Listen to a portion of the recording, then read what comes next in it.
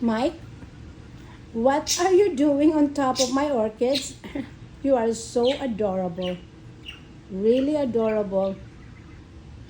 Ayan guys. He went out and fly. Be nice to my orchids, okay? Mike, be nice. Mary Lou, would you like to go there and join Mike?